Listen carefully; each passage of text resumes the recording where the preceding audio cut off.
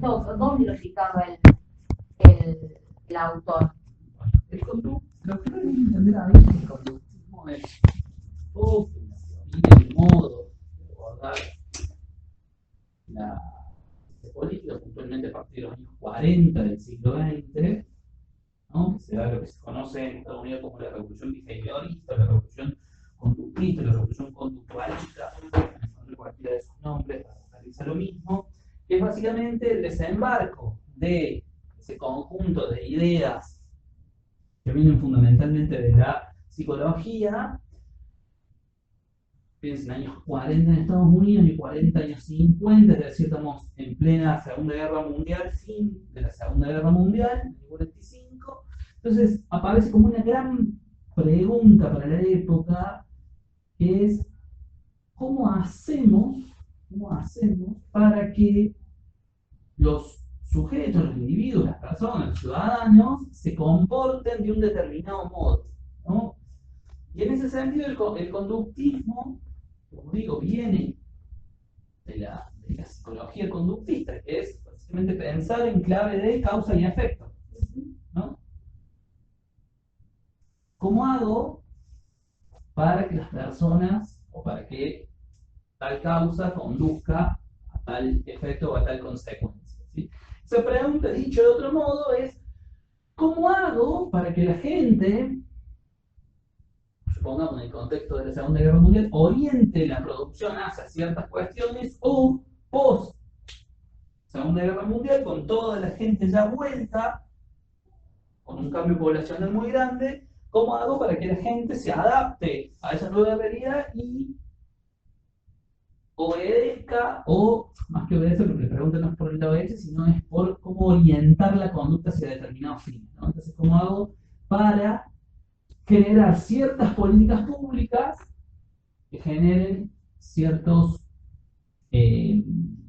conductas, ciertos estímulos que la gente se comporte de un determinado modo? ¿Sí? ¿Se entiende esa relación entre un problema bien de la época, que es cómo ordenar la sociedad, cómo organizarla, cómo lograr conducirla hacia determinados lugares, y traducido en términos políticos, cómo logramos que ciertas decisiones políticas sean acatadas por la gente y ejecutadas en consecuencia?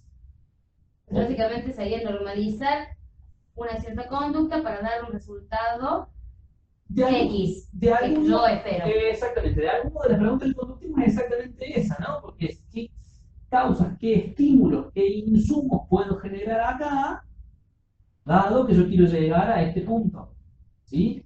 ¿Y cómo hago para que la gente venga de acá a acá y no se vaya por otro lado? ¿Sí? Porque la pregunta madre es esa, ¿sí?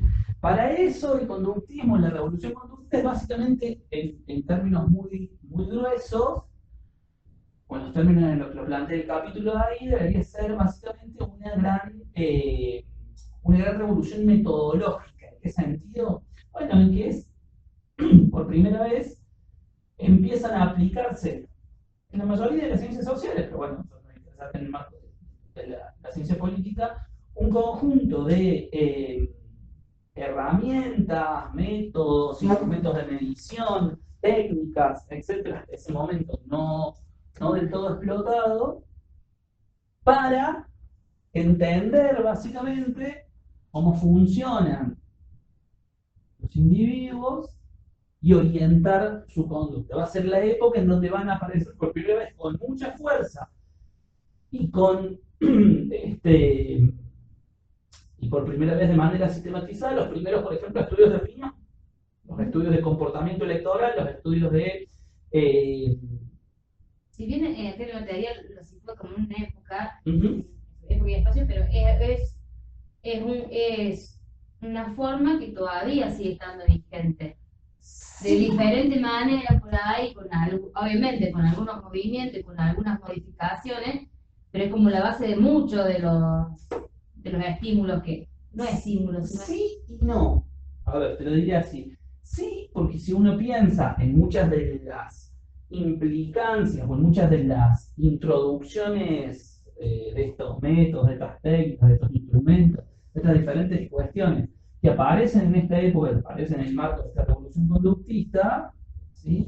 Uno puede rastrear que mucho de lo que el conductismo le hizo a la ciencia política sigue funcionando, ¿sí? Yo, como digo, el primer método científico en sentido estricto aparece acá para la disciplina, que se trata básicamente de la experimentación, o mejor dicho, de la observación de la experiencia, ¿sí? De ir a ver qué sucede y a partir de ahí derivar conclusiones generales, ¿no? De ir a ver cómo se comporta la gente y desde ahí aspirar en última instancia a generar un cierto impacto. leyes que permitan entender, porque siempre que sucede esta causa genera este efecto, y porque siempre que pasa esto, ¿no? Ese modo de pensar, bien causalístico, bien transformado en un método, en un conjunto de técnicas que se aplicaban, uno podría decir, bueno, sí, mucho de eso sigue hasta el día de hoy. Efectivamente, si uno piensa, por ejemplo, en la mayoría de los estudios de opinión pública, si uno piensa, por ejemplo,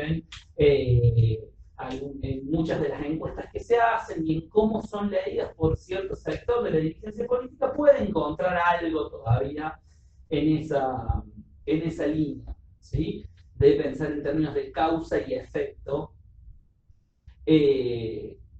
con un detalle o con un problema grave, que es el que empieza a surgir a partir de los años 60, que sigue reverberando hasta hoy, pero que es básicamente la idea original del conductismo visto en estos términos supone, bueno, la recepción de un actor decididamente pasivo respecto a las influencias del exterior, ¿no? Es decir, si yo supongo que a cada causa o a cada motivo, o a cada incentivo se genera una única conducta, estoy presuponiendo, bueno, que el actor, que el sujeto, que el individuo acá tiene una capacidad de agencia decididamente baja y que es puramente un receptor pasivo de eso que le hacemos que haga. Eso fue muy criticado y hoy ya no se ve tan así, por eso digo, es la respuesta a lo que vos decís. ¿Hay algo del conductismo que queda? Sí, hay resabios del conductismo que queda. Pero hoy ya nadie piensa en términos de estímulo-respuesta, sino que de mínima, esto está sumamente atravesado hoy por lo que algunos autores denominan como el tercer momento dentro de la revolución conductista. Los autores como Pinto, por ejemplo, lo describen así. Dicen, ¿qué fue la revolución conductista? Bueno, la revolución conductista, en primer lugar, fue la introducción de un conjunto de técnicas, ¿no? ¿Técnicas para qué? Para medir, para conocer cómo se comportan los hombres y mujeres de una determinada sociedad. ¿Por qué? Porque necesitábamos información para desarrollar ciertas políticas públicas, pensando a nivel gobierno, sobre todo, ¿no? Pero ese fue el primer aporte. Hay un segundo aporte que tiene que ver también con la cuestión metodológica, pero que tiene que ver con el desarrollo no solo de un conjunto de instrumentos, sino fundamentalmente de una teoría en sentido estricto. Esto es lo que ustedes van a encontrar en algunos manuales o en diferentes lecturas como la teoría sistémica de un autor muy conocido que es Easton. ¿Sí? La teoría sistémica de Easton, en poquitas palabras, para decirlo muy rápido, piensa al sistema político como un conjunto de inputs y outputs a partir de la existencia de una especie de caja negra que sería el Estado. Desarrollo esto. Caja negra. Dicho de otro modo, ¿cómo pensar la política? ¿Cómo pensar el sistema? El sistema político, cuando digo sistema me refiero a conjunto de piezas que componen el mecanismo de funcionamiento de una sociedad, supongamos un sistema político justamente. Esto lo que dice básicamente, bueno, esto funciona más o menos así. Nosotros tenemos un conjunto de inputs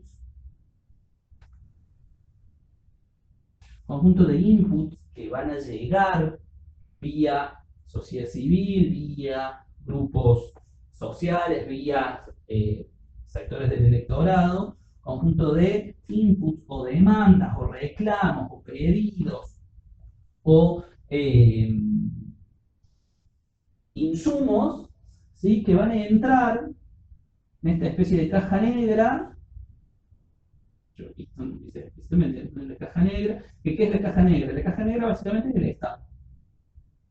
El Estado va a recibir ese conjunto de demandas, ese conjunto de inputs, y va a escupir, producto de lo que pasa acá adentro, que no lo vemos, que no es en lo que se concentra Easton, y eso va a ser una crítica que va a venir luego. Se entra en esa caja negra y la caja negra que escupe, bueno, un conjunto de outputs, ¿sí? O podemos denominarlo conjunto de políticas públicas, ¿destinadas a qué? Destinadas a resolver estas demandas o estos reclamos que estaban en el inicio, ¿sí? Sí. De forma tal que se produce un feedback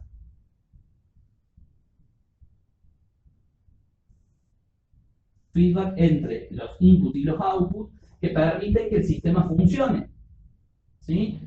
Generan reclamos, demandas, entran, se procesan en la caja negra escupe un conjunto de decisiones políticas que permiten afrontar esos inputs, eso es recibido por la sociedad lo vuelve a procesar, vuelve a demandar cosas, se vuelve a procesar acá y eso se la, ¿sí? Mientras el sistema funcione, mientras ese circuito, Independientemente de lo que pase adentro de esa caja negra. en este primer momento nadie mira acá adentro, Sí.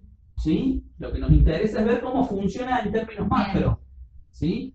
¿Cómo logro? Fíjate cómo esto es una traducción de aquello. ¿Cómo logro a partir de un conjunto de políticas públicas estimular o resolver ciertos problemas que están acá y ese sistema no se recalienta, va funcionando? El problema es cuando ¿qué Esas sucede? políticas públicas no existen, no se desarrollan, Sí, o esto no demanda. exactamente, o cuando yo no sé qué demandan, o saco políticas públicas que no responden a esto, ¿sí? Ahí se da un recalentamiento del sistema que tiende a explotar. Y eso es lo que no queremos, que el sistema explote. Porque si el sistema explote, lo que tenemos es desorden, caos, inestabilidad. Y eso es lo que la mirada conductista del mundo, o esa preocupación por generar sistemas que funcionen, está intentando evitar, ¿sí? O sea, dejamos que, retomando por ahí con lo que hablamos de conflicto. Mm. Conflicto siempre va a estar, pero que lo tengamos medianamente administrado, por así Sí, decirlo. en realidad no es que el conflicto va a estar, sino que acá es el conflicto de algún modo puede ser resuelto, o en buena medida puede ser aplacado mediante el buen funcionamiento de esta mecánica, ¿no?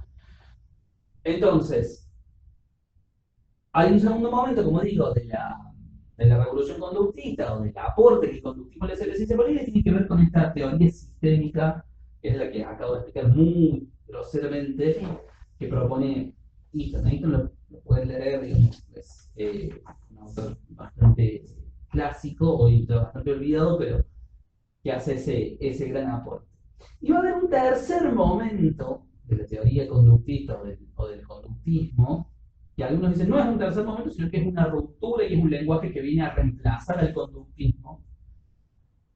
Y yo cada vez estoy más cerca de esa mirada en donde donde se da un quiebre, o que cree que hay un quiebre, y no es simplemente un momento más de esta misma forma de ver la cosa, que es lo que ustedes van a conocer como la teoría de la acción racional.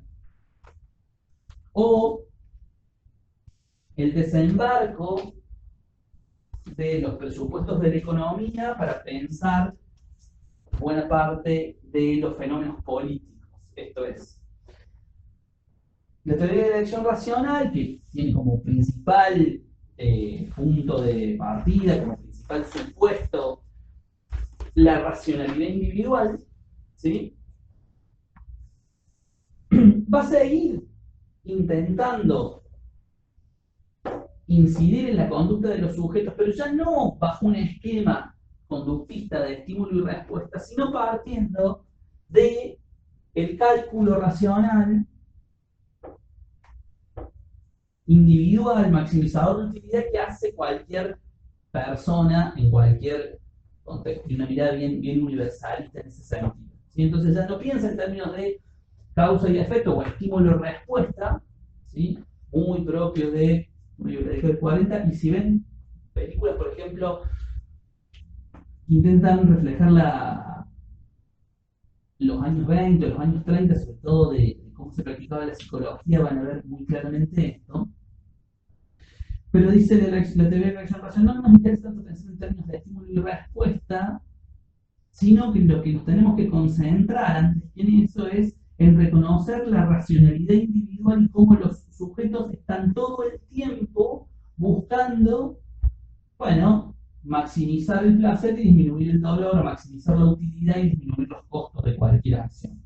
¿Sí? La clave, van a decir los teóricos de la elección racional, van a decir Downs, Olson, Elster, compañía, no está en pensar cómo hacemos tanto para afectar este proceso, sino en entender cómo el cálculo racional del individuo, ¿sí?, siempre permite explicar o predecir mejor las conductas que cualquier otra cosa.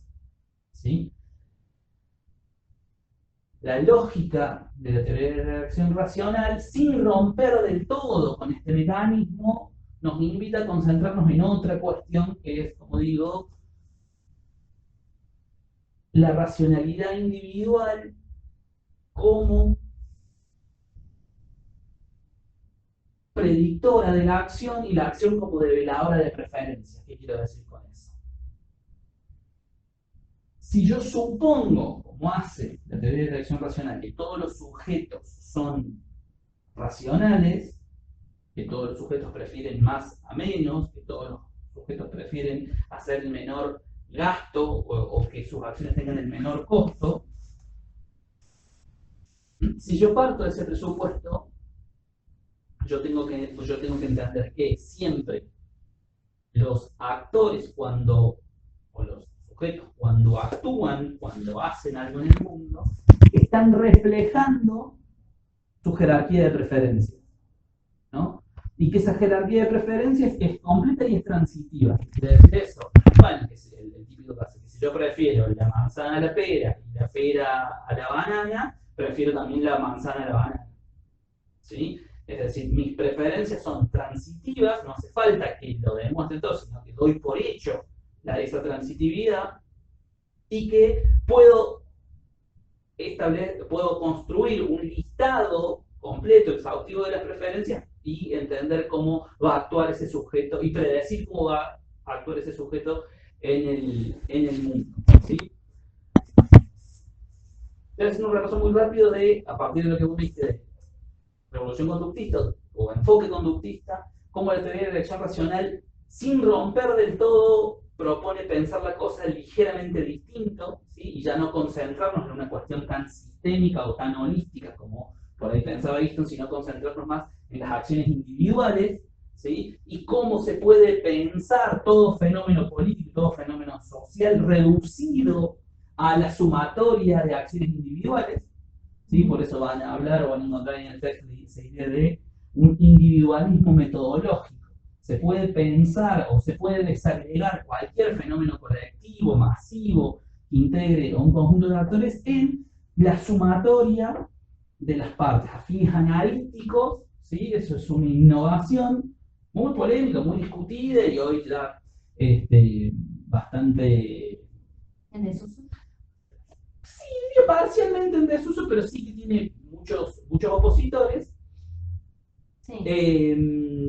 Pero que bueno, que es una cosa bastante innovadora de la teoría de la elección racional. En un tercer momento, evolución conductista, teoría de la elección racional alrededor de los años 60-70, y en un tercer momento, un poco para cerrar el círculo, a partir de los años 80, se va a desarrollar lo que ahí los textos van a encontrar como un enfoque neo-institucionalista, que es justamente un conjunto de autores y de preocupaciones que van a llamar la atención sobre el punto ciego que marcábamos acá al principio. Nos van a decir, no, miren, ustedes se han concentrado, le van a decir los teóricos de la elección racional, en los individuos, en ver cómo se comportan individualmente, en ver sus preferencias, cómo intentan ganar lo máximo haciendo lo mínimo, etc. Dice, los teóricos del conductismo han pensado la cosa en términos sistémicos, pero en realidad lo que nadie se ha detenido a pensar con la suficiente atención y lo que hay que volver a poner en el centro de la escena es qué carajo pasa acá adentro, ¿no? Dice, porque ustedes piensan acá, piensan a nivel de los inputs, los conductistas piensan a nivel del sistema. Bueno, lo que tenemos que pensar es cómo funciona hacia adentro esa caja negra, cuáles son las reglas que rigen y que permiten transformar en todo caso esos inputs en estos outputs, ver qué pasa acá adentro en donde supuestamente no nos estábamos fijando. Por eso, y entrar adentro de esa caja negra, entrar a ver el estado, es básicamente volver a pensar algo que la ciencia política había pensado a fines del siglo XIX, que había desechado en favor de estos otros enfoques, es volver a pensar las instituciones. ¿Sí? ¿Cómo funcionan las instituciones? ¿Cómo funcionan las instituciones en tanto reglas de juego, en tanto sistemas de incentivos, en tanto patrones estandarizados de conducta que inciden eh, en la vida, en las decisiones de los sujetos, y que ya no son una caja negra, sino que hay que ir a mirarlos acá adentro para ver, en todo caso, cómo resuelven, cómo procesan y qué hacen y cómo tramitan hacia acá adentro ese conjunto de problemas, demandas o reclamos que hacen los diferentes actores. ¿Saben eso? Sí. ¿Sí? Entonces, ese recorrido que ustedes tienen en ese manual básicamente aspira a que tengan un pantallazo de esto que acabo de decir, de cómo se va moviendo la preocupación disciplinar hacia diferentes frentes.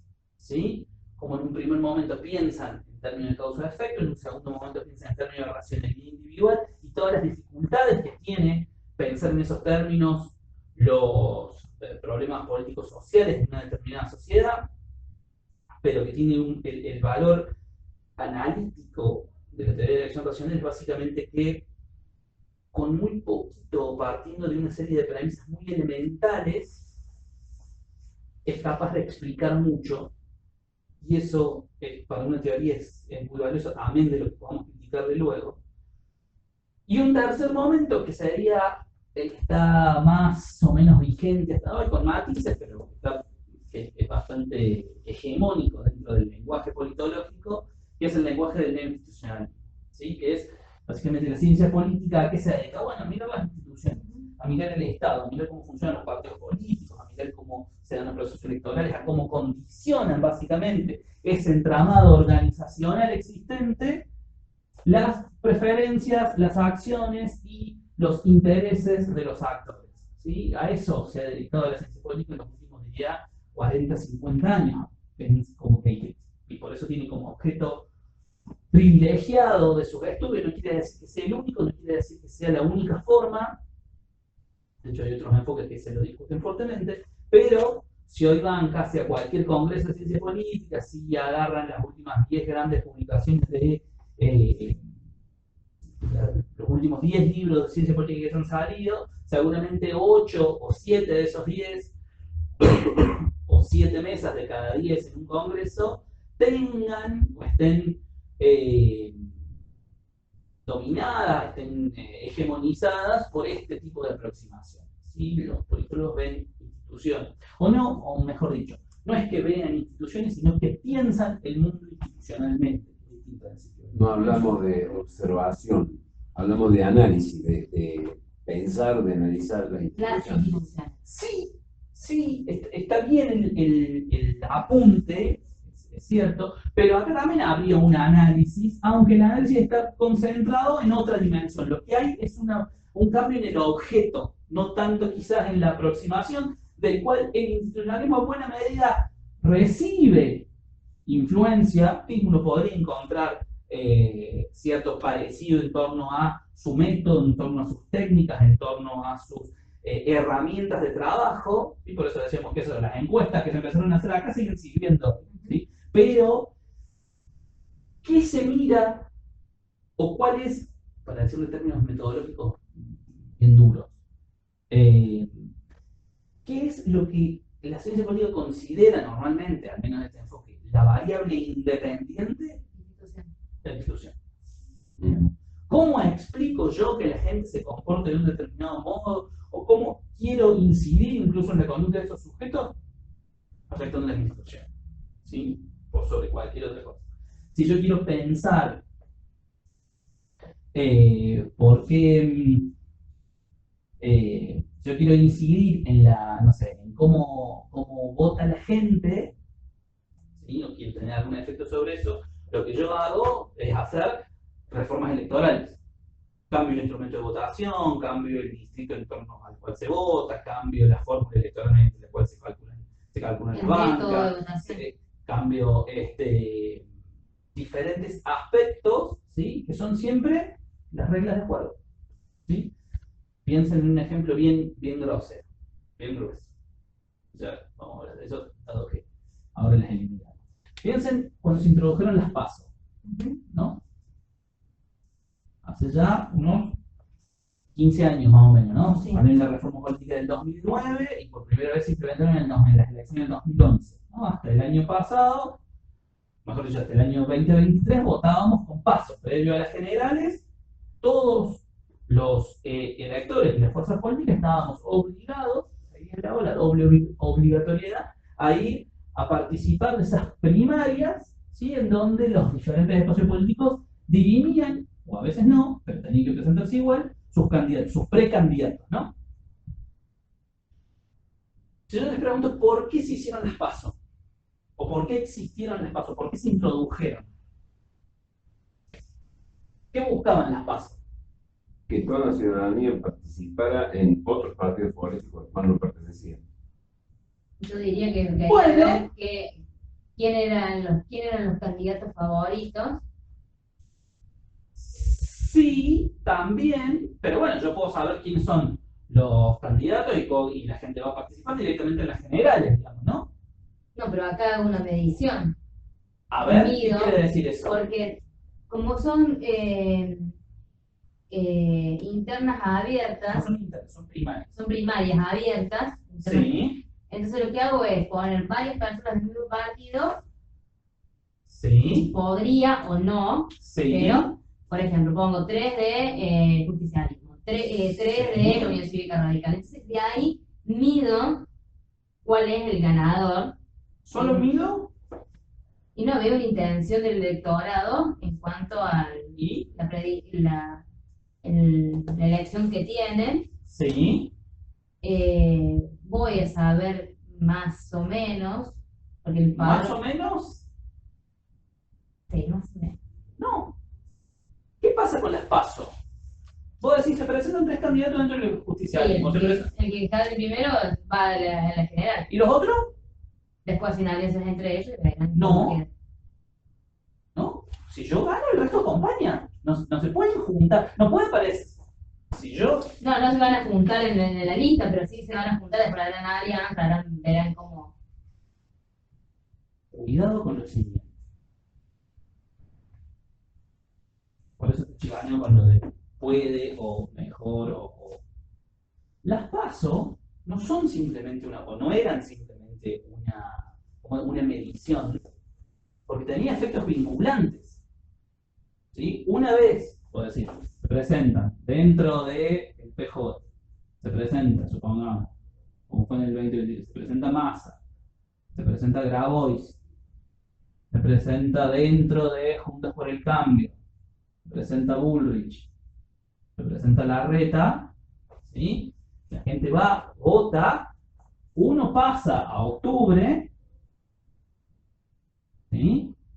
Uno pasa a octubre y el otro se queda en la casa. Sí, los otros se enojan y hacen acuerdo entre ellos para cualquier cosa. Bien, ahí vamos a eso. Pero no pueden venir y decir, bueno, yo ahora voy a armar otro frente por fuera. Nadie que no haya participado en las PASO puede participar en octubre. ¿Sí? Entonces no es simplemente medir a ver quién, sino que tiene efectos directos. ¿Sí? Los que no, y del mismo modo, si yo no llegaba al 1,5% de los votos, no ¿sí? podías entrar. No paso, por más que sea yo solo, ¿no? En mi espacio soy el único candidato. Si yo no llego al 1,5, no voy a octubre. ¿Estamos de acuerdo? Entonces, fíjense lo que estamos diciendo. Introdujeron una instancia institucional, una nueva institución, una nueva regla, ¿sí?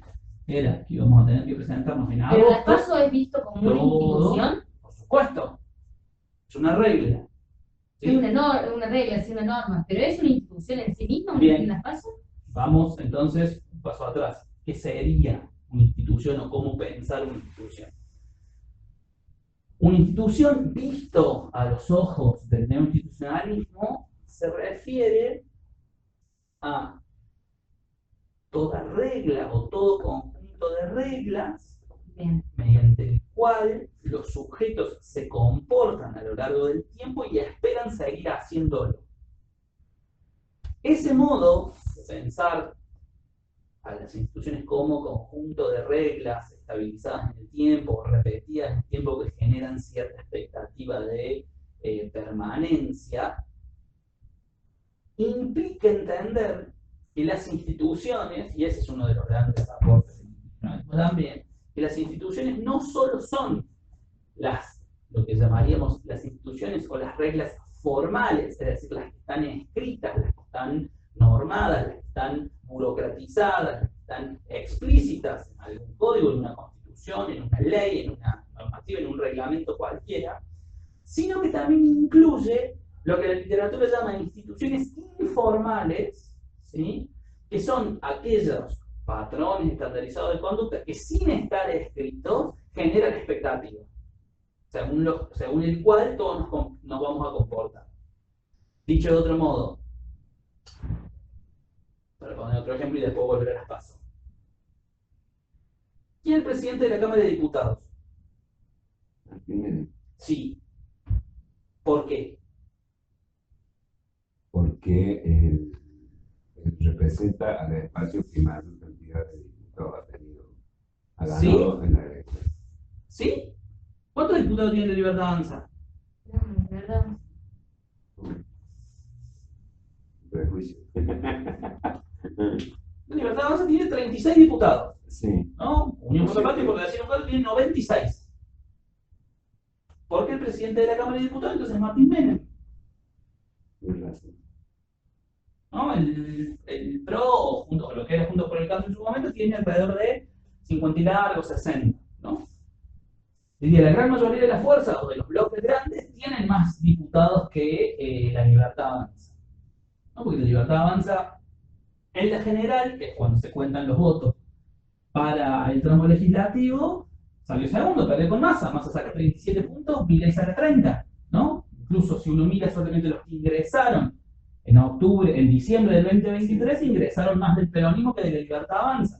Si uno agarra lo que tienen antes, y habla del bloque la primera minoría, no la mayoría, la primera minoría es el PJ, y la Libertad Avanza está lejos de eso. Sin embargo, ustedes bien dijeron, Martín Menem es el presidente de la Cámara. ¿Por qué?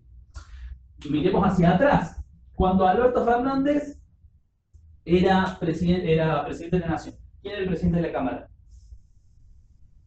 O cuando Macri era presidente de la Nación, ¿quién era el presidente de la Cámara? Monzó, ¿no es cierto? Sí. Y cuando Cristina era presidenta,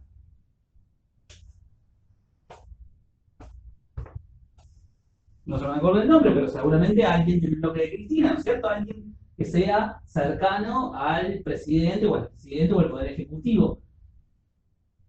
Dicho de otro modo, pareciera entonces que hay una regla que es que el presidente de la Cámara, en tanto está en la línea sucesoria, ¿sí? Después del presidente del Senado, sería él, el cuarto de la línea sucesoria sería el presidente de la Cámara de Diputados, tiende a ser alguien que responde al presidente o alguien del bloque del presidente, ¿no? Si uno revisa hacia atrás, siempre se va a encontrar con esa constante, ¿sí? Ahora, incluso el bloque de la Libertad Avanza ni siquiera tiene quórum propio, pero el presidente de la Libertad Avanza, con el macrismo pasa lo mismo, con el peronismo pasamos lo mismo, etc. Esos acuerdos que no están en ningún lado. Son estos acuerdos que hablamos que son implícitos, pero que están. Esa regla esa regla o esa constante que venimos marcando es exactamente lo que la literatura entiende como una institución informal. Una institución informal, entonces, a esa regla que no está escrita en ningún lado, pero que genera patrones de conducta y genera que todos esperemos o esperamos que el resto de los actores se comporten según esa regla también. ¿Sí? Entonces yo me comporto según una regla, espero que el resto también lo siga haciendo. Todos respetamos eso porque nadie se agarra de los pelos y nadie está diciendo, no, Martín Menem no puede ser el presidente de la Cámara de Diputados. Todos los diputados dijeron, sí, el presidente tiene que ser. ¿Quién dice de libertad va a ser? Martín Menem. Es la alianza de los partidos, otros bloques. Por el acuerdo de toda la Cámara. ¿Sí? El tema es qué O pasaría sea si que, ese acuerdo no se respeta. Ahí vamos a eso. El kirchnerismo seguramente votó en contra de que No. sea elegido. Nadie vota. ¿No? No se vota. Sí, sí se vota. Pero el acuerdo es que ¿quién tiene que ser el presidente? Alguien que responda al Ejecutivo. Con independencia de cuántas bancas tenga. ¿Sí? Ese acuerdo, ese modo de trabajo, no está escrito en ningún lado. Si vos revisás el reglamento interno del Congreso, de las cámaras, en ningún lado dice, bueno, el presidente seguirá a alguien que sea fiel al presidente o que responda a la fuerza política. En ningún lado dice eso. Sin embargo, todos se acuerdan que el presidente de la Cámara tiene que ser Moro, Monzó o Menem o el que sea, porque es del presidente. ¿Se entiende eso? Sí. ¿Sí? Y nadie, por lo menos hasta ahora, No hemos cuestionado. cuestiona. Hace un par de años, no tantos, hace un par de años cuando Unión por la Patria pierde las intermedias en el 2021, la elección intermedia de Alberto, queda debilitado en la Cámara, y hubo un intento muy suelto en su momento de María Eugenia Vidal diciendo vamos a pedir la presidencia de la Cámara con esta nueva conformación del Congreso. Y no fue el kirchnerismo el que le dijo, estás loca. Fue el resto de los espacios políticos, por eso no prosperó. Sí, sí. ¿Sí? Porque hay como digo, una regla implícita, ¿sí? Que funciona, que se estabilizó, que se instaló y que se repite a lo largo del tiempo. ¿Eso quiere decir que no se va a modificar nunca? No, eventualmente quizá algún día se modifique. Pero, como viene funcionando hasta ahora, funciona como lo que la literatura reconoce como una institución informal. Así como eso podríamos buscar un montón, pero me parece que el ejemplo es ilustrativo de lo que es, ¿entiendes? ¿Sí? Una institución que no hace falta que esté escrita, pero que funciona y tiene efecto. Pero volvemos a las PASO. Nosotros decimos las PASO, entonces funcionan como una institución formal, porque están escritas, se sacó una ley, se sancionó y se promulgó una normativa que decía que todos los partidos tenían que ir a unas primarias abiertas, simultáneas y obligatorias en agosto de cada turno electoral. ¿Y qué más decía esa regla? Bueno, que el que gana dentro del espacio y que saca más votos dentro de ese espacio pasa a competir en las elecciones generales y que el resto quede eliminado, ¿sí? No compite. Y que quien no haya pasado el umbral del 1.5 no pasa a octubre y que quien no se haya presentado, no haya participado de las elecciones primarias, no puede agregarse en octubre. ¿Sí? Estamos todos obligados a ir a las primarias. ¿Sí? Ahora, una buena pregunta para eso, o una buena pregunta en este marco que venimos presentando es, bueno, pero ¿por qué se hicieron las PASO? ¿Por qué se introdujeron las PASO? ¿Cuál era la preocupación? ¿Cuál era el diagnóstico? ¿A qué se estaba apuntando? Quiero hacer que la sociedad se comporte de una forma determinada según el resultado que tenga. No, porque... Estoy haciendo memoria. Sí. Me acuerdo. Las PASO básicamente tenían dos grandes objetivos explícitos que están en el cuerpo de la norma y que se sostienen hasta el día de hoy, incluso cuando frente a aquellos que las querían eliminar. Las PASO, por un lado, buscaban algo que de algún modo señalaron ustedes en algún momento, que es la democratización de la vida interna de los partidos, es decir, que ya no sea un candidato puesto a dedo por la cúpula dirigencial del partido, sino que si yo soy parte del armado y quiero presentarme, Bueno, pues tengo una instancia en donde puedo dar esa discusión y sin necesidad de que me avale o que me designe el dedo el líder del partido. ¿Sí? Eso se logró parcialmente, es más discutido, podemos discutirlo más fino, yo creo que algo de eso se logró, pero no importa. Pero el otro motivo que de verdad no importa, y el que estaba a la base del diagnóstico para implementar algo como el PASO, es la excesiva atomización de la oferta política en Argentina. Dicho de otro modo, teníamos por un lado, una cantidad de partidos y una oferta electoral muy grande, muy quebrada. Post 2001, el sistema político y el sistema de partidos en Argentina implosiona en un montón de pedacitos. Teníamos dos cosas, básicamente. Una oferta política que cuando el elector llegaba al cuarto oscuro encontraba muchísimas boletas distintas, ¿no? Que era difícil de entender. Agregado además a que en Argentina era y sigue siendo muy fácil constituir un partido político y presentarme en la elección. ¿Sí? Dado eso, dado lo confuso que era la oferta, dado lo fácil que era para un grupo disidente ir por fuera y presentar su propia lista y con eso ampliar la oferta, se introducen las PASO. Las PASO buscaban fundamentalmente achicar la oferta, hacerla más manejable. O sea, en esa instancia sí se presentó, pero en general. ¿Por qué quiero achicar la oferta? Porque entiendo que es muy grande, que es confuso para el elector y que incluso uno podría pensarlo en términos de gastos también. Generaba. Y para el presidente de ese pobre. Bueno, generaba mucha confusión. Entonces, ¿qué hago? Introduzco una regla que genere incentivos para ir por dentro.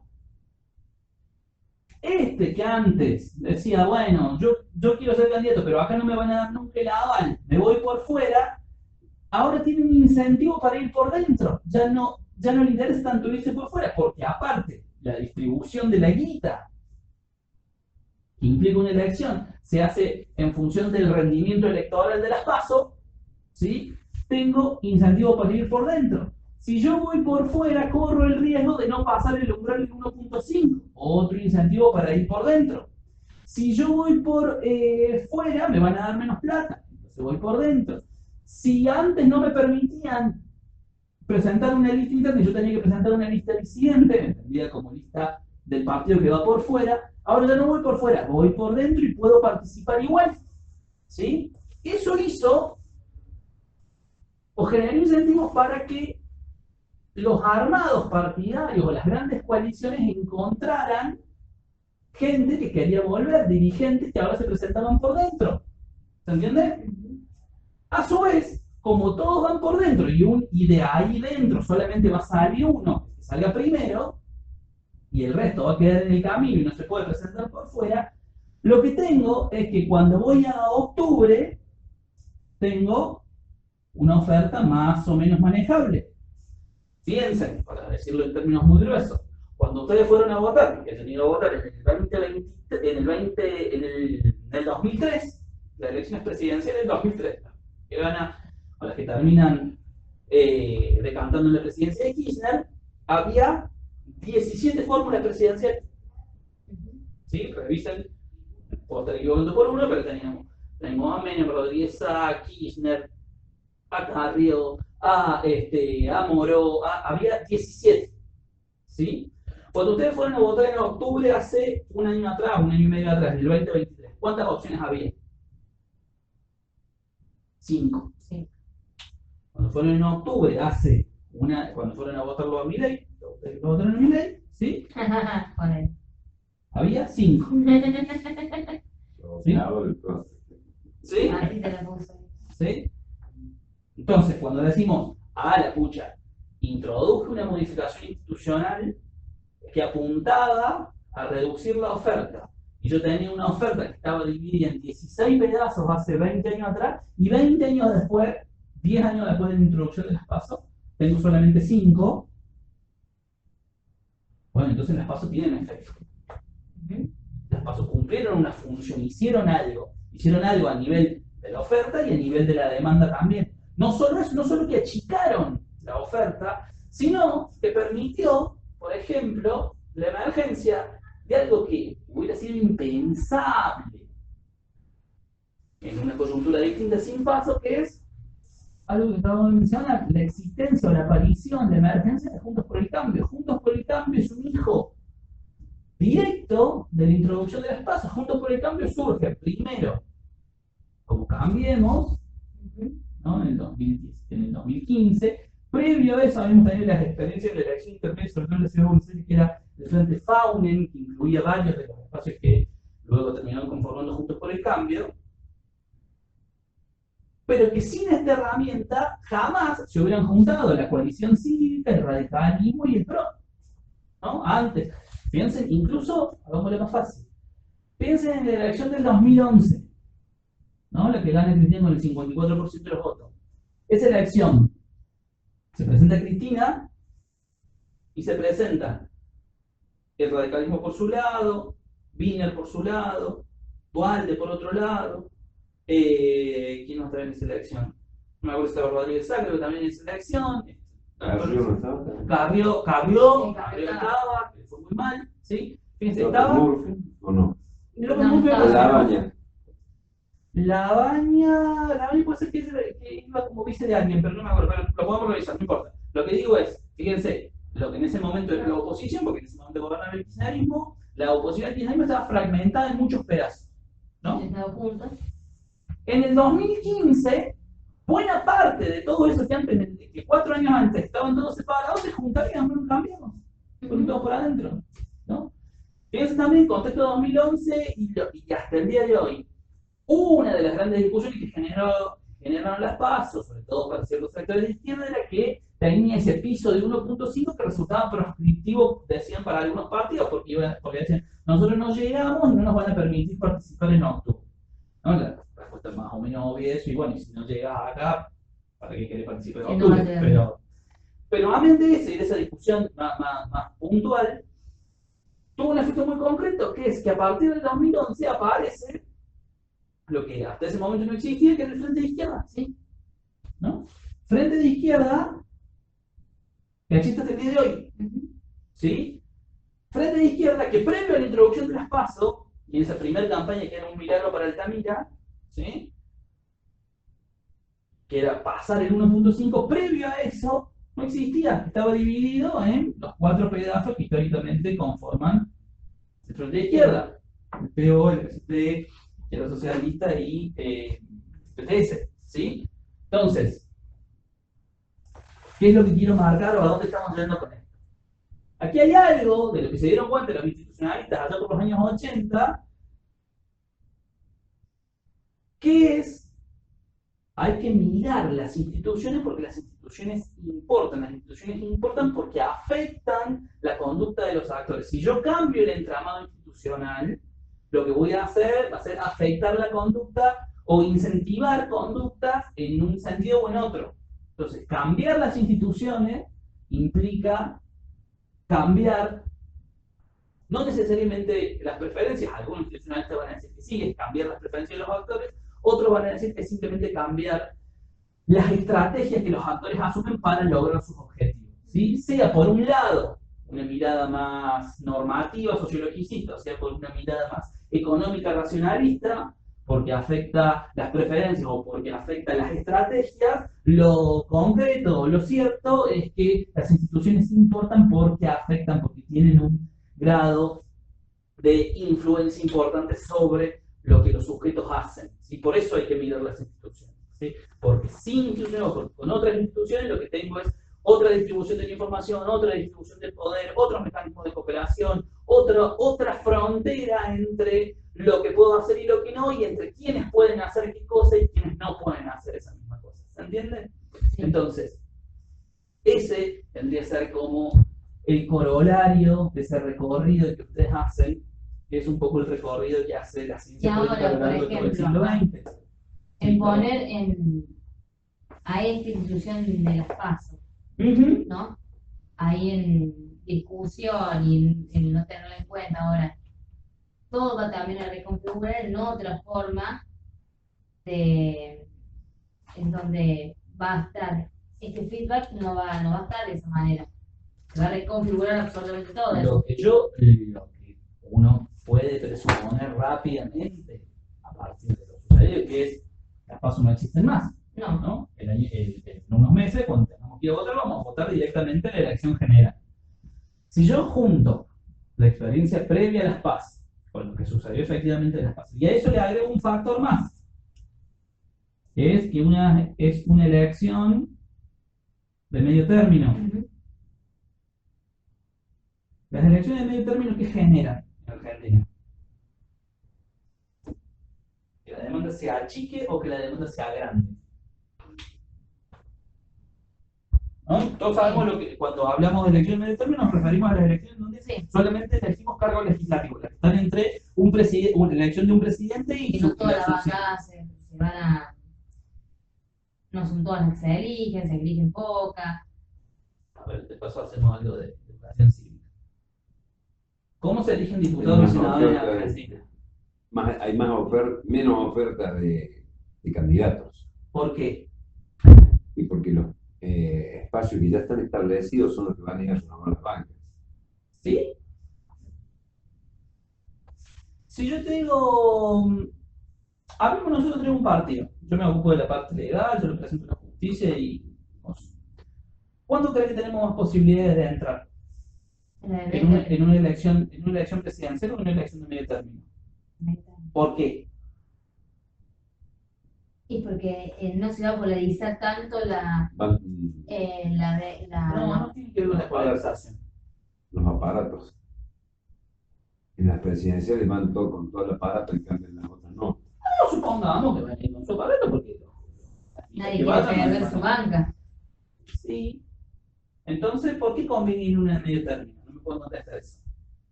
El compañero decía lo contrario. Yo los invito a pensar que conviene ir una en medio término.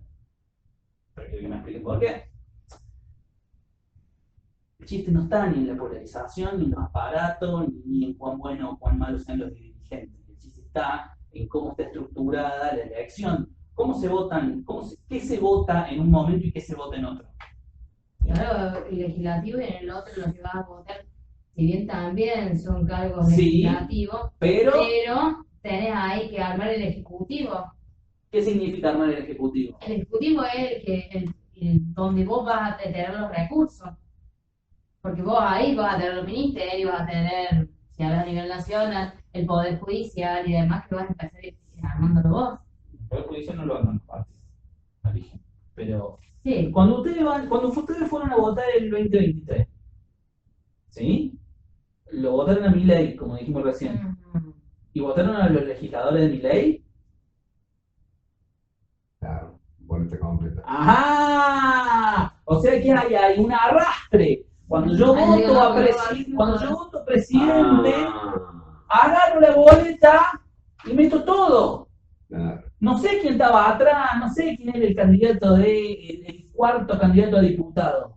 Pero tenés la posibilidad de no. Sí, por eso te digo ahí vamos a eso. Cuando yo voy, ¿qué vota la gente? Normalmente. Presidente, ¿no? Agarro el presidente, tuki, meto, se fue todo. ¿No es cierto? El porcentaje de corte de boletas, si bien es cierto, es bajito, ¿no? Ahora, si yo voy en una elección intermedia, ¿tengo presidente? No. Entonces, ¿qué pasa? Y posición en imagen. Se corta el arrastre en primer lugar, ¿no? Primero se corta el arrastre. ¿Y qué se vota? ¿Qué vamos a votar puntualmente en octubre acá en Córdoba? Los diputados. Diputados. ¿Cómo se eligen los diputados? Por lista. ¿Qué significa eso? Sí, lo elige el partido. Con el nombre del partido. Sí, yo voto a Hacemos por Córdoba, meto la lista de Hacemos por Córdoba. ¿Cuántos diputados vamos a elegir? El que encabeza la lista se arrastra. Supongamos un poquito, puede ser. Pero vamos por partes. Hacemos vuelta. ¿Cuántos diputados se eligen en Córdoba? ¿De la fuerza o en general? Nada, los que se renuevan, no sé cuántos se renuevan. Porque bueno, no tenés solamente de un solo espacio. Bueno, dale, que te den. En Córdoba vamos a elegir 9 diputados. Sí. ¿Por qué no me dijeron eso desde el principio? No, no sé. ¿Cuántos Bueno, te estoy diciendo ¿Cuántos se renuevan? ¿Cuántos diputados se van a Sí, elegir en probablemente Córdoba? de un. No, yo no hablé de nada. Yo dije, ¿cuántos diputados se van a elegir este año en Córdoba? 9. ¿Nacionales o provinciales? Hay elecciones No, provinciales. nacional. Ah, nacionales. A elegir 9 diputados nacionales, ¿no es cierto? Está bien, sí, sí. ¿Sí? Ahora, esos 9 diputados nacionales, ¿cómo se eligen? ¿De qué manera se cuentan los votos? Proporcionalmente, el sistema DON. Exactamente. ¿Qué quiere decir el sistema DON? Según la cantidad de votos son los que van a tener, va a dar la cantidad de representantes que se eligen. Para cada espacio, para los distintos espacios. Se van a repartir. El sistema DON es, lo agarro, pongo todos los espacios, divido la cantidad de votos en la cantidad de bancas, o sea, divido el número, la cantidad de votos que sacaron, lo divido por 1, lo divido por 2, lo divido por 3, lo divido por 4, lo divido por 5, así hasta 9 de cada fuerza. Los 9 cocientes mayores son los que se llevan esas bancas. ¿Estamos de acuerdo? ¿Sí? Eso quiere decir que una misma fuerza se puede llevar 4, el otro se puede llevar 3, y el otro se puede llevar 2, ¿no? O una fuerza se puede llevar 5 y la otra se puede llevar 3, 4, ¿sí? Es según el cociente. No sabemos la distribución de antemano, depende de la performance electoral. Si lo que hay en juego se distribuye, como bien dijeron ustedes, en términos proporcionales, ¿cuándo tengo más chances de entrar? ¿Cuando voy arrastrado por el presidente o cuando voy solo acá? Cuando van a entrar por presidente, sino político. No. Si la pregunta desde el principio es, ¿cuándo nos vamos a presentar nosotros tres en nuestro partido que estamos armando? Si Nosotros vamos, no vamos con el presidente. Vamos claro, somos oposición. no importa, pero cuando van con el presidente, la gente vota al presidente, dijimos, ¿no? Cuando vamos solos, la lógica misma de la elección hace que se disperse más el voto. Si el voto se dispersa, es más probable que yo saliendo tercero o cuarto, si encabezo la lista, me pueda meter. ¿Se entiende lo que estoy diciendo? Entonces, por eso en una elección de medio término, la oferta tiende a ampliarse, porque todos dicen, sí, yo me puedo meter. ¿Sí? Con menos, no me hace falta ganar la elección para entrar. Yo puedo salir cuarto, pero si saco unos 10 puntitos, entro. ¿Sí? Por eso, si ustedes van a negociar un cargo, fíjense que les conviene una elección intermedia, aún aunque sea en un partido chico. ¿Sí? Si la elección fuera presidencial, como decíamos, el arrastre tiende a concentrar los votos acá y es menos probable que se distribuyan más. ¿Se entiende? Entonces, una vez más, ¿ante qué estamos? ¿Cuál es la cuestión?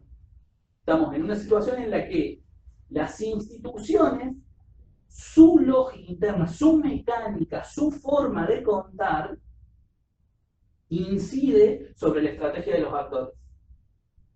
¿Sí? Incide en las decisiones que los actores van a tomar y en última instancia en sus preferencias, ¿sí? O de mínima en su estrategia ante ese escenario. Se van a comportar de manera distinta según sea una elección que se cuenta de forma mayoritaria o se cuenta de forma proporcional, ¿sí? Del mismo modo, este año en Córdoba no elegimos, pero si tuviéramos que elegir senadores, ¿qué pasa? ¿A qué se parece más la elección de senadores? Exacto, ¿por qué? ¿Cuántos senadores tiene cada provincia? 3. Bien. ¿Cómo se cuentan o cómo se renuevan? ¿Quiénes entran? ¿Cómo en una elección de senadores? En cualquier provincia. ¿Cómo se distribuyen esas bancas? ¿Cómo se distribuyen esos 3 lugares? Sean de Tierra del Fuego, de Buenos Aires o de Jujuy. ¿Cómo se distribuyen esos 3 lugares? Por cada cantidad de votos en sus provincias. Sí, efectivamente, tanto diputados como senadores se votan provincialmente. Son cargos nacionales, pero que se votan provincialmente. Dijimos que estos 9 diputados se distribuyen proporcionalmente con dónde. ¿Los senadores cómo se distribuyen? Por proporcionalidad simple. No. ¿A qué le llama proporcionalidad simple? Que no vaya por el sistema DON, que tengo otra Si no, forma de proporcionalmente. no. ¿Por cantidad de votos? ¿No? El que gana, independientemente de la cantidad de votos que saque, si Se sale lleva primero, se lleva 2, y el que sale segundo se lleva 1. Sí. ¿Sí? En todas las provincias igual, la fuerza que sale primero se lleva 2, los 2 candidatos que aparecen en su boleta. El que sale segundo, solamente el que sale segundo, se lleva 1. A partir del tercero no se lleva nada. ¿Bien? Eso tienen que saber porque después votan. Ustedes votan y tienen que saber eso. ¿Sí? Una vez más, estamos en el mismo escenario. Fíjense cómo las reglas, en este caso formales, afectan el modo en que los actores políticos, ya sea que estén en la oferta o estén en la demanda, toman decisiones. ¿Sí? Pero hay en esto, que vos haces acá lo que se renueva, que se no, de que es mejor, y no importa, o sea, eso te voy a decir que alguien puede estar. No, el Partido Grande no existe eso. ¿qué cosas no existen? Esto de poder decir, bueno, vos decías ahí, por ejemplo, acá, que, viste, cuando nos preguntaba cómo se elige, qué sé yo, por ahí creo que no quedó claro, Sí. en mi caso, por ejemplo, no quedaba claro, por eso te pregunto yo, ¿en qué me preguntas? O sea, ¿en un partido o en general? ¿Viste cómo me decías? No, Porque estamos vos me decís, por ejemplo, que acá no arrastra la presidencial y la figura del presidencial o la figura de la persona que tiene el dominio del partido X sí. son los que eligen quiénes van a ir en esas listas. Sí, pero yo no te estoy preguntando cómo se arma la lista hacia adentro. Te estoy preguntando cómo se distribuyen los cargos en una elección. Son dos preguntas distintas. Por lo que me estás planteando es, bueno, ¿cómo se arma una lista en un espacio, sea grande o chico? ¿Cómo se arma la lista? ¿Cómo va a ser? La lista en Argentina es completa, bloqueada y cerrada, ¿sí? Partido X, ¿sí? El candidato 1, tiene el candidato 2, tiene el candidato 3, tiene el candidato 4 y así, en el caso de diputados en Córdoba, tiene 9 candidatos, ¿sí? Si acá voy yo, acá vas vos, acá va él, y así, eso se define hacia adentro del partido, efectivamente. El que tiene la lapicera decide eso. Y eso, yo Sí. estoy planteando esto. Eso, que forma parte de esa institución, ese actor sería, es eso, el que tiene la lapicera sería el actor de esa institución. El actor, el que tiene la lapicera hacia adentro del partido, sí. Digamos, ¿cómo resuelve cada partido internamente el armado de su lista? Bueno, pero dentro de la Es una institución. O sea, yo quiero Siempre está dentro de la institución, no sé. siempre está dentro de la institución. Pero a ver, dentro de esa institución, ¿hay diferentes categorías, hay diferentes formas de llamar a los que están dentro de esa institución o no? No entiendo la pregunta. Cuando vos estás en una escuela, por Sí. ejemplo, o estás acá en esta universidad, vos Sí. tenés un rector, un decano, bla, bla. Sí. Es una institución. Esta institución, porque a mí se me hace difícil cuando no le puedo poner nombre. Esta institución que llamamos las PASO, ¿no?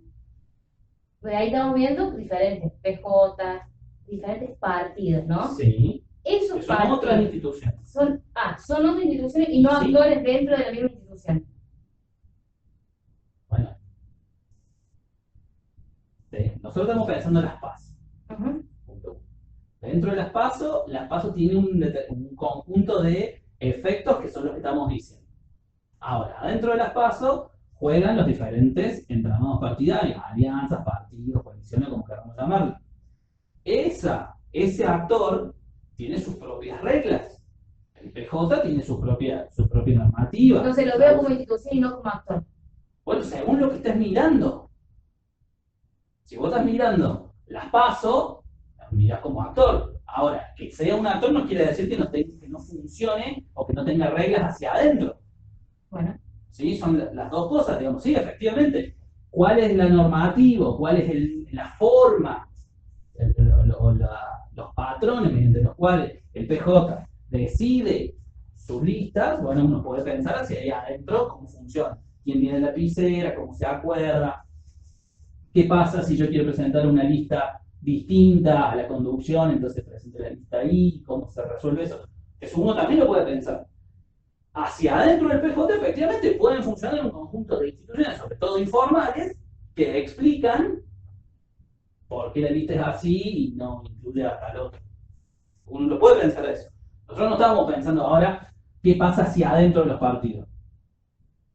¿Sí? En los términos que vos estabas planteando. Estamos pensando las pasos y los efectos. Bien. ¿Sí? Y vamos a decir, sí, los partidos tienen sus reglas, sí, tienen sus instituciones, sí.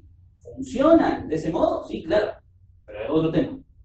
Lo podemos charlar, digamos, no hay ningún problema. Pero es otra cosa. Y todo esto que vamos a decir no tiene nada que ver con esto último. Esto es el modo en que se distribuyen las bancas en una elección.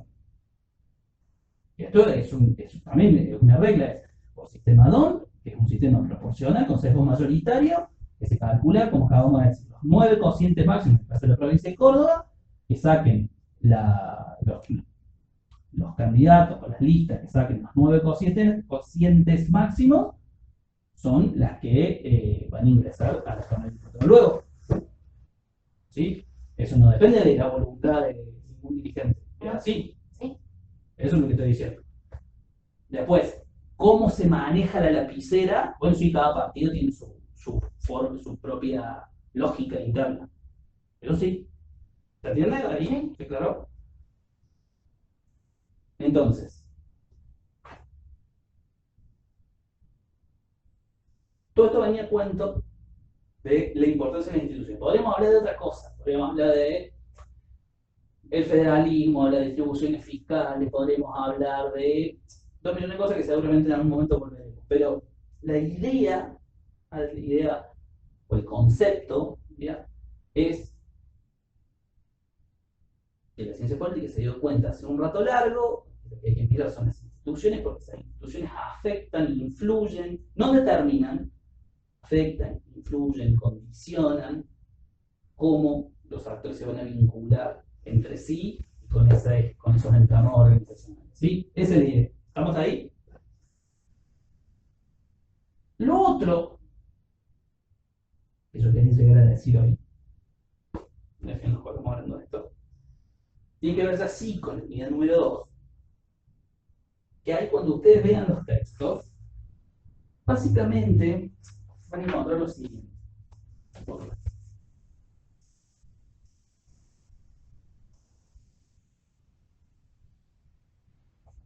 Doy vuelta a la página, cierro, vamos a volver a estos temas si hace falta, cuando lean, vamos a volver a charlar, pero me interesa por lo menos dejar mapeado el siguiente escenario. La teoría del Estado, con la unidad 2, que es Estado, ¿no? La teoría del Estado, que es un temón que requiere un seminario por sí mismo, porque aborda posiblemente, estábamos hablando de las instituciones, si hay una institución por excelencia, ese es el Estado, ¿sí? Hay un conjunto de reglas o de modos de revisión en el tiempo, tiene que ver fundamentalmente con la existencia de un Estado. Y ese Estado, tal cual lo conocemos nosotros, o lo que normalmente van a encontrar en la literatura como el Estado moderno, surge efectivamente allá por el siglo XV más o menos. ¿Sí? Surge como modo de solucionar, como un modo de reorganizar y de salir de una larga crisis que atravesaba el sistema feudal. ¿Sí? Estado y modernidad son prácticamente contemporáneos. Si bien, como siempre, cuidado con esto, uno pone una fecha, que toda fecha, como siempre, es arbitraria, tiene un sesgo e implica como invisibilizar cosas que pasaban antes, pero que ya empezaban a pasar. Entonces, poder decir que el Estado, como dije yo recién, que el Estado surge a partir del siglo XV, es injusto e implica como olvidarse que es un proceso de larga data que viene de mínima desde el siglo XII, gestándose, luchando contra este sistema de autoridad como era el feudalismo, con una autoridad bien fragmentada, bien solapada, superpuesta. Y en ese marco, como digo, en los años 12, por ejemplo, en el siglo XII, digo, en Alemania puntualmente van a empezar a aparecer los Standestat, que son como unos protoestados que después van a devenir, recién en el siglo XV, en lo que entendemos nosotros como Estado moderno. Entonces digo, no quiero invisibilizar todo ese proceso que es largo, que es complejo, que tiene un montón de instancias y que hay un montón de literatura que pueden leer. De hecho, pueden, siglo II así rápido, pueden leer los primeros capítulos del Estado absolutista de Perry Anderson, en donde explica esta larga crisis o este largo proceso de emergencia de la primera versión del Estado moderno, que va a ser el Estado absolutista.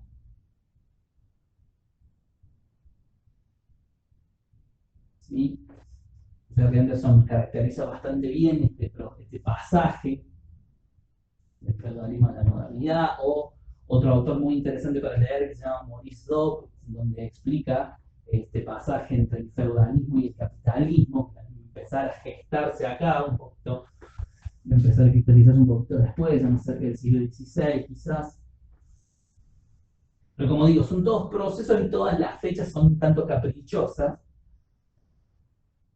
Pero amén de eso, haciendo esa aclaración, lo que nosotros deberíamos sacar en limpio, o en lo que nos deberíamos concentrar, es que a partir de la aparición de la modernidad, de una serie de cambios, de procesos tanto culturales como económicos y políticos que se van a dar entre fines del siglo XV y principios del siglo XVI, entre los cuales claramente está el descubrimiento de América, la aparición de la imprenta, la reforma protestante también tiene mucho que ver con mucho de lo que estamos hablando, entre otras cuestiones, va a empezar a conformarse lo que hasta el día de hoy entendemos como Estado moderno, lo que hasta el día de hoy entendemos como el sistema institucional en el cual nos movemos casi a nivel global, ¿sí? Y la definición típica de Estado, que seguramente ustedes la habrán leído, la habrán encontrado en otras materias, o se la van a encontrar, es la definición que da Weber en Economía y Sociedad. ¿Les suena algo de lo que estoy diciendo? ¿Saben qué dice Weber sobre el Estado en Economía y Sociedad? ¿O cómo? Lo planteo al El revés. Estado tiene el monopolio de la fuerza. Ahí va el monopolio legítimo de la fuerza, sí, exactamente, ¿y qué más? Se lo planteo al revés, para no ir a Weber. Si yo les preguntara a ustedes, ¿qué es el Estado? ¿O cómo definirían el Estado? ¿Por dónde empezarían o qué dirían?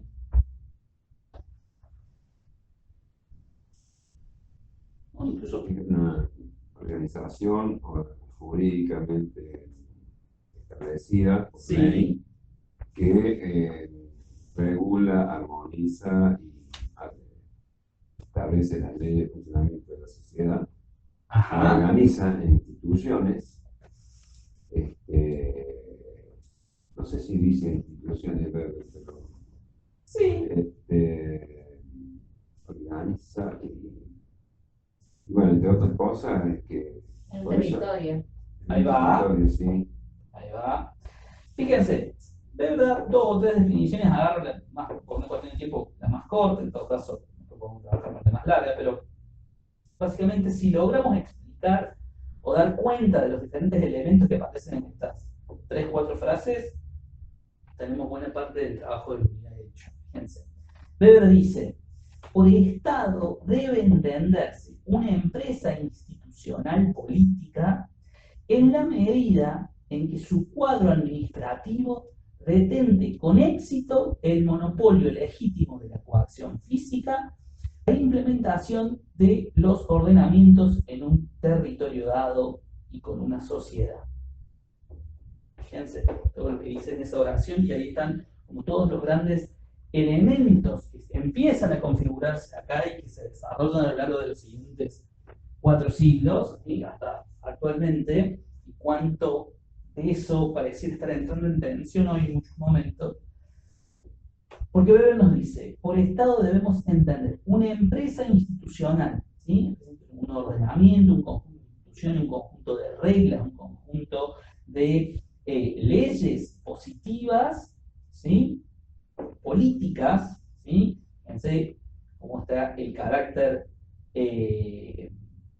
político en términos de hacer una, no es simplemente un acuerdo entre partes o un conjunto de legislaciones que funcionan un ratito y ya, sino que tiene un carácter permanente, ¿sí? Permanente, continuo, ¿sí? En la medida en que, ¿qué? ¿No? El Estado no es simplemente un conjunto de reglas cualquiera que permanecen en el tiempo, lo es, pero no solo eso, sino que lo son en la medida, o ese conjunto de reglas de carácter permanente y continuo se transforma en Estado cuando, ¿qué pasa? Cuando sus cuadros administrativos, otro elemento, cuadros administrativos, uno de las grandes novedades que aparecen acá, es que empiezan a consolidar, empiezan a aparecer con fuerza, de manera estable, continua, como decimos, los aparatos burocráticos. La primera versión de burocracia, la gente que básicamente acá se reduce o se traduce en los cobradores de impuestos, ¿sí? Gente que de manera sistemática va a cobrarte los impuestos en nombre de la totalidad o en nombre en ese primer momento del monarca. Los ejércitos permanentes, ¿sí? Y no prestados, no llamados en base a los grandes señores feudales o los grandes señores nobles que le decían por favor, prestame para tal campaña, sino ejércitos profesionales permanentes, ¿sí? Otra vez la idea de la constante. Y un tercer elemento que podría aparecer acá es la diplomacia, ¿sí? Empieza a consolidarse ya, sí, entra un poquito más adelante con la paz de Westfalia post guerra de los 30 años, ¿no? Pero son 3 elementos que aparecen con mucha fuerza a lo largo del siglo XVI, ¿sí? A lo largo del siglo XVI, con el absolutismo, un poquito antes también, a lo largo del siglo XV también, claramente, pero que tienen este punto que marcábamos con Weber, ¿no? Está armado institucional estable, constante, con medios administrativos. Pero Weber no se detiene ahí, sino que da un paso más. Que dice, cuando sus cuadros, en la medida en que sus cuadros administrativos detenten con éxito, y ahí aparece lo que decía el compañero, el monopolio legítimo de la coacción física. Es decir, ya no hay nadie, a partir de la existencia del Estado, no hay nadie que pueda ejercer violencia sobre el conjunto de ciudadanos de ese Estado que no sea el propio Estado. Dicho de otro modo, digamos que Weber es muy hábil, está iluminando en un aspecto que es central para toda la obra de Weber, pero también para pensar el Estado, que es básicamente que define al Estado a partir de su medio específico. ¿Cuál es el medio específico del Estado? No sus características últimas, no su modo de funcionamiento, ¿no? Sino su medio específico. Su medio específico es la violencia legítima. O la coacción física. Si algo define al Estado, es su medio, que es el único autorizado en ese territorio y a esa población, el único autorizado a cagarnos a palo. ¿Sí? Ningún otro lo puede hacer. Ejerce la violencia. El único que puede ejercer la violencia de manera legítima, el único que tiene el monopolio, ¿sí? Es el Estado. ¿Sí? Entonces sigo con esta definición. Estado, entendemos, una empresa institucional política en la medida que su cuadro administrativo detente con éxito, sí, acá también hay otra cuestión, detente con éxito. ¿Qué pasa cuando el Estado no es exitoso en eso y aparecen otros grupos violentos a también a golpear o coaccionar a los ciudadanos, ¿no? Ahí hay una tensión muy interesante que se ve una vez más en la actualidad también. Tener con esto el monopolio legítimo de la coacción física para la implementación de sus ordenamientos, ¿sí? Entonces, y acá de algún modo, me faltaría por construir en esa definición bien canónica, bien básica de Estado, pero que sigue funcionando, sigue operando, son esas tres dimensiones que suelen aparecer en cualquier texto, en cualquier manual que ustedes han mencionado, y tienen que ver con la existencia de una población, la existencia de un territorio y el principio de soberanía. Tiene que ver con esto que decíamos, con ser el monopolio exitoso de la violencia legítima y con ser la autoridad exclusiva hacia adentro, pensando en la relación con otros estados, ¿sí? Hasta ahí lo que tenemos es una definición como muy elemental, digo, muy general, pero válida y aún útil, aún funcional de lo que es el Estado. Lo que ustedes van a encontrar en la bibliografía, que a eso iba recién, van a ver como tres grandes momentos, tres grandes modelos, mediante los cuales algo parecido a esto se fue llevando a cabo, con diferentes preocupaciones, pero el modelo es básicamente el mismo. Van a tener un primer momento entre el siglo XVI y el siglo XVIII, en donde el modelo va a ser la monarquía, va a ser el Estado absolutista, esa primera versión del Estado moderno, como lo van a presentar los autores y como la mayoría de los textos van a encontrar, ¿sí?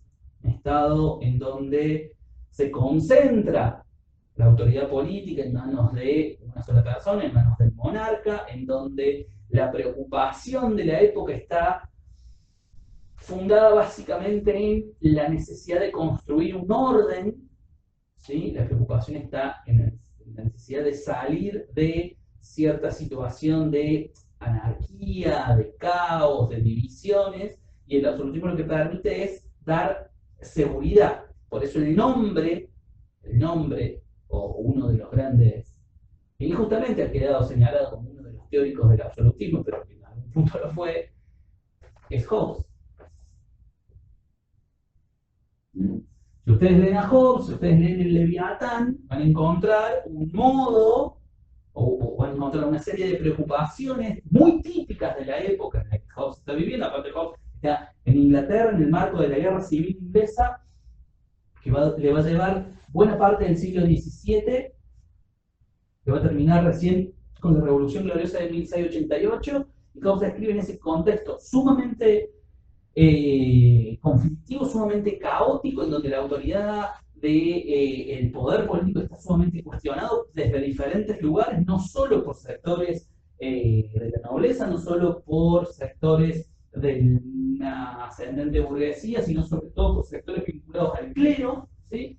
Entonces Hobbes escribe el Leviatán como una forma, o como la única forma que se le ocurre a él de salir de esa anarquía y de esa discusión en donde todos parecen estar metidos y todos parecen estar metiendo la cuchara, que es construyendo un soberano decisor que se ponga por encima de todos nosotros y que ordene eso, ¿sí? Al cual todos cedemos, todos reconocemos esa autoridad y ese lugar de soberano decisor, justamente, ¿sí? Entonces Hobbes se transforma como en una especie, como en la primera gran formulación en términos de teoría política de la construcción de un Estado monárquico. Esto es más discutible, pero es más finito, no importa, porque Hobbes no habla exclusivamente del monarca, sino también que habla de una asamblea, gente, pero no importa, dejémoslo eso al margen un rato. Pero Hobbes es muy gráfico en el sentido de mostrar cómo en esa época la preocupación era básicamente por la seguridad, de que cualquiera nos puede matar. Y lo que yo necesito es que alguien me garantice de que mi vida no corre peligro todo el tiempo. Necesito a alguien que nos dé orden, que nos dé un conjunto de leyes y que sancione si alguien no las cumple, ¿sí? Cosa que no estaba pasando hasta ese momento. Esa forma de resolver el problema, esa preocupación por la seguridad, va a ser la que va a encarnar el absolutismo de esos dos primeros siglos. Una vez que ese orden, que esa seguridad y que esas preocupaciones han sido resueltas a partir de este modelo, vamos a pasar, eso va a dar lugar a un segundo modelo, sería un Estado liberal de derecho, que es el que surge a partir del siglo XVIII, fundamentalmente a partir de la Revolución Francesa, ¿sí? De 1789, en donde la preocupación ya no está dada tanto por la seguridad, por el orden, sino está más bien dada por la libertad individual. Ya no me alcanza, van a decir los sectores que van a impulsar estas reformas o que van a impulsar la caída del antiguo régimen, ya no me alcanza simplemente con que el Estado me garantice esa seguridad, sino que necesito que me garantice mis derechos individuales. Por eso la ideología, así como Hobbes y la monarquía era lo que estaba por detrás de ese modelo, quien va a estar por detrás de esta segunda versión va a ser la burguesía y fundamentalmente las ideas del liberalismo. ¿Sí? La tradición liberal se funda para esta época y es la que impulsa este segundo modelo. Este segundo modelo, a lo largo del siglo XIX y fundamentalmente en los primeros 30 años del siglo XX, va a recibir muchas críticas, ¿sí? Va a recibir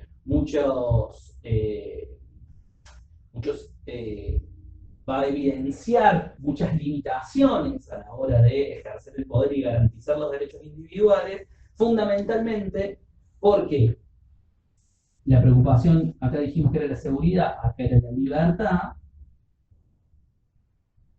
y a partir del siglo XIX, y sobre todo del siglo XX, post Segunda Guerra Mundial, va a constituirse una tercera versión del Estado moderno, que es el Estado, vamos a decir, social de derecho, o más conocido como el Estado de bienestar.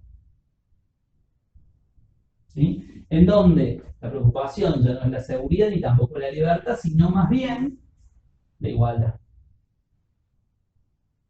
¿Sí? Todos aquellos sectores que habían quedado excluidos en esta segunda formulación empiezan a pechar y exigir no solo derechos políticos, sino también una igualdad efectiva, una igualdad sustantiva que les permita o que el Estado les garantice un mínimo de condiciones de vida, porque acá estaban siendo, bueno, básicamente explotados por propietarios de los medios de producción, por ejemplo. ¿Sí? Ese Estado social de derecho, ese Estado de bienestar, que es una sumatoria de un Estado social más una mecánica económica keynesiana, se da el solapamiento de dos cosas, a partir de los años 70 del siglo pasado, a partir de la década del 70, con la crisis del petróleo y demás, va a entrar en jaque, ¿sí? Va a recibir muchas críticas y va a dar lugar a una discusión que está abierta hasta el día de hoy, que para decirlo muy rápido es, bueno, ¿cuál es el modelo de Estado vigente hoy? Y ahí vamos a tener una pluralidad de respuestas. ¿Sí? El Estado de bienestar, o la salida del Estado bienestarista, para algunos dio lugar a una especie de Estado de corte más neoliberal, pero que no fue tan homogéneo. Otros dirían que, bueno, luego del Estado de bienestar, luego del Estado neoliberal vino una mirada nuevamente bienestarista o que recuperaba algo de eso, pero lo cierto es que es un debate que me parece que estamos metidos en los últimos 50 años sobre el que no hay un saldo claro y la discusión sigue vigente. ¿Sí? Mientras que este en un último momento era bastante más homogéneo, aunque en algunos lugares se dio un poquito después, pero en líneas generales casi todos los países occidentales pasaron por este proceso.